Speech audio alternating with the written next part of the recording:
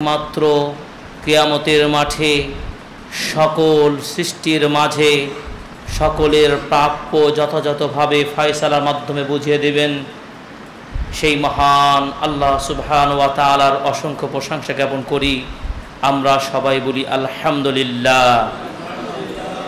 দরুদ ও সালাম বর্ষিত হোক এই পৃথিবীর সর্বশেষ ও সর্বশ্রেষ্ঠ নবী ও রাসূল আহমদ মুহাম্মদ মুস্তাফা সাল্লাল্লাহু আলাইহি ওয়াসাল্লাম। প্রিয় হাজিরিন, আজকের খুতবার আলোচ্য বিষয় পরকালে কিয়ামতের মাঠে যারা আল্লাহর বিশেষ ছায়া পাবে। এই বিষয়টি অত্যন্ত গুরুত্বপূর্ণ একটি বিষয়, কারণ জীবনের শুরু এবং শেষ এবং দুনিয়ার জীবনের সমাপ্তির পরে পৃথিবীর সকল মানুষকে ওই দিনের অপেক্ষায় থাকতে হবে। সেই দিন অবশ্যই সকলকে উপস্থিত হতে হবে, যেই দিন কিয়ামতের দিন, ফয়সালার মাঠ। মনে রাখতে হবে এই পৃথিবীর জীবন কয়েকদিনকার, সেই পরপারের চিরস্থায়ী জীবনের কথা মানুষের ভাবা দরকার। দিনের দিন ফুরিয়ে আসছে, তার জন্য ভয় হওয়া এবং প্রস্তুতি নেওয়াও আমাদের দরকার। মহান আল্লাহ রাব্বুল আলামিন 2 নম্বর সূরা বাকারা 281 নম্বর আয়াতে তিনি বলছেন, ওয়াত্তাকু ইয়াওমান তুরজাউনা ফীহি ইলাল্লাহ সুম্মা তুওয়াফা কুল্লু নাফসিন মা কাসাবাত ওয়া হুম লা ইউযলামুন। আল্লাহ রাব্বুল আলামিন বললেন, ওই পৃথিবীর মানুষেরা, তোমরা ওই দিনকে ভয় করো। ওয়াত্তাকু ইয়াওমান তুরজাউনা ফীহি ইলাল্লাহ, যেই দিন তোমাদেরকে সকলকে ফিরিয়ে নিয়ে যাওয়া হবে। সুম্মা তুওয়াফা কুল্লু নাফসিন মা কাসাবাত ওয়া হুম লা ইউযলামুন। আর সেই দিন মহান আল্লাহ রাব্বুল আলামিন প্রত্যেক মানুষ যা অর্জন করেছে, মিনাল খায়র আও শার, ভালো এবং মন্দ, সওয়াব এবং পাপ, যা কিছু অর্জন করেছে প্রত্যেকটা কর্মের প্রতিফল প্রতিদান তিনি সমানভাবে ন্যায়নিষ্ঠার সাথে তিনি তাদেরকে প্রদান করবেন। কারো প্রতি বিন্দু পরিমাণ জুলুম করা হবে না। সেই দিনের কথা আমাদেরকে ভয় করতে হবে, সেই দিনকে আমাদের স্মরণ করতে হবে। আজকে এই বিষয়ের খুতবা কেন আমরা দেব? আমরা মুসলিমরা মৌলিকভাবে সালাত, সিয়াম, যাকাত, হজ এই সমস্ত ইবাদতগুলো ঠিক পালন করি বটে, কিন্তু যেভাবে মৃত্যুকে আমরা স্মরণ করি এটাও ঠিক, কিন্তু মৃত্যুর পরে যে ফয়সালা হবে সেই ব্যাপারে চিন্তা, গভীর গবেষণার অভাব। যেভাবে আমরা দুনিয়ার জীবনে নিজেদেরকে যতটা প্রস্তুতি গ্রহণ করি, কিন্তু পরকাল মাঠে আমার কি হবে আমার অবস্থা, সেই দিনের চিন্তার যথেষ্ট অভাব রয়েছে আমাদের।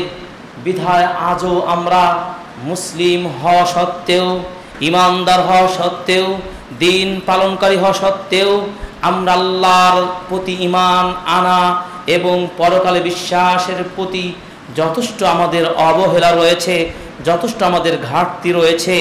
কিন্তু প্রকৃত যারা মুমিন হয় তারা কিন্তু দুনিয়ার জীবনের প্রতিটি পদক্ষেপকে স্মরণ করে চলে, পরকালের কথা মনে করে। আমার কি হবে পরকাল, যেই দিন কোনো ছোট্ট বড় কোনো কিছুই ছাড় পাবে না। আমি যা করি, যা বলি সব কিছুই আল্লাহর নিকট রেকর্ড হচ্ছে। সেদিন আমার হিসাব কি হবে?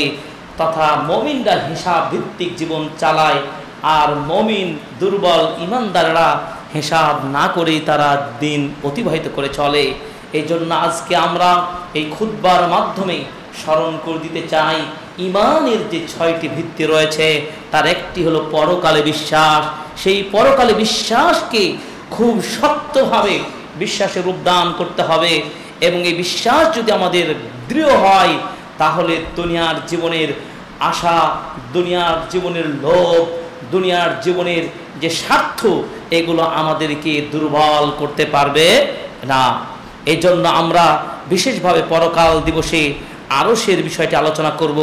আরশের ছায়া পাবে যারা, এই আরশ কি, এই কথাগুলো বলার পূর্বে আরও কয়েকটি কথা সূরাতুজ জুমারের 68 নম্বর আয়াত থেকে সর্বশেষ পর্যন্ত আয়াতগুলো সংক্ষিপ্ত অনুবাদ ও তাফসীর যদি আমরা পড়ি তাহলে আরও পরিষ্কার হয়ে যাবে কোন দিনের কথা আমরা বলছি।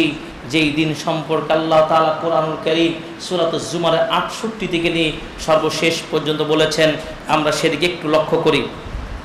আল্লাহ রাব্বুল আলামিন বলছেন, ওয়া নুফিখা ফিস সূরি ফাসাইকা মান ফিস সামাওয়াতি ওয়া মান ফিল আরদি ইল্লা মান শাআল্লাহু সুম্মা নুফিখা ফীহি উখরা ফাইযা হুম কিয়ামুন ইয়ানজুরুন।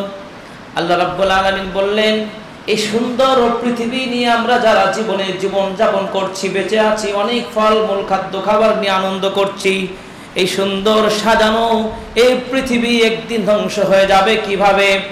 আল্লাহ রাব্বুল আলামিন বিশেষ বিশেষ ফেরেশতাকে তিনি বিশেষ বিশেষ কাজে নিয়োজিত করেছেন।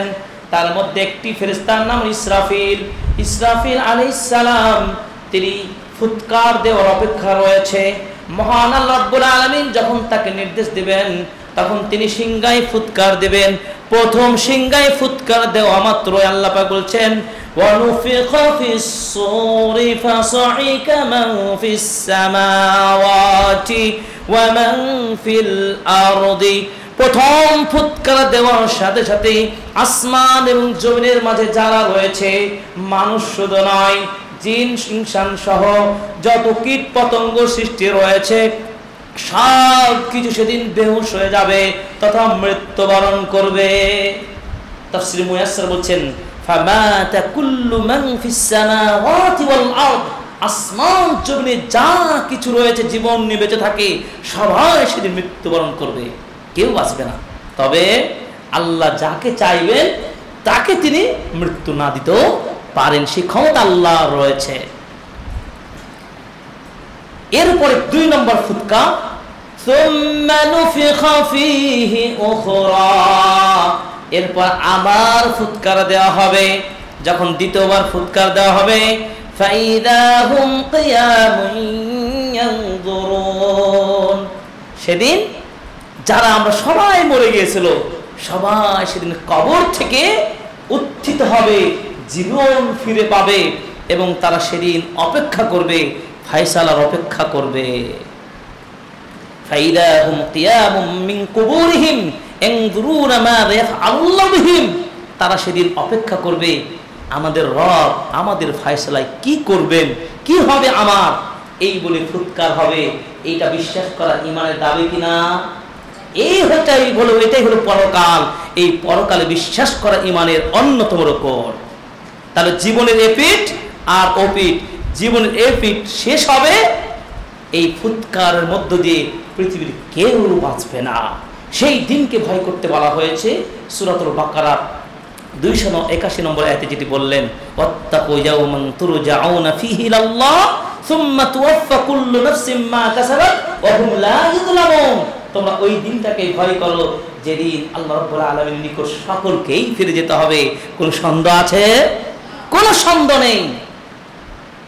এবং সেদিন আল্লাহ প্রত্যেকের প্রতিদান তিনি পরিপূর্ণভাবে দিবেন, কোনো জুলুম করবেন না।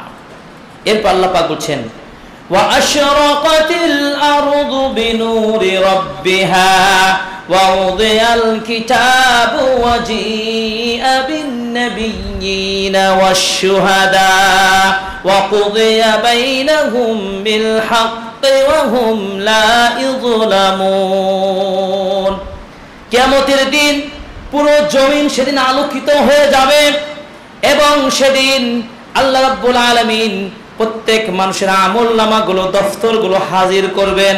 শুধু তাই নয়, সকল নবী এবং সাক্ষীগণকেও উপস্থিত করবেন। কেন?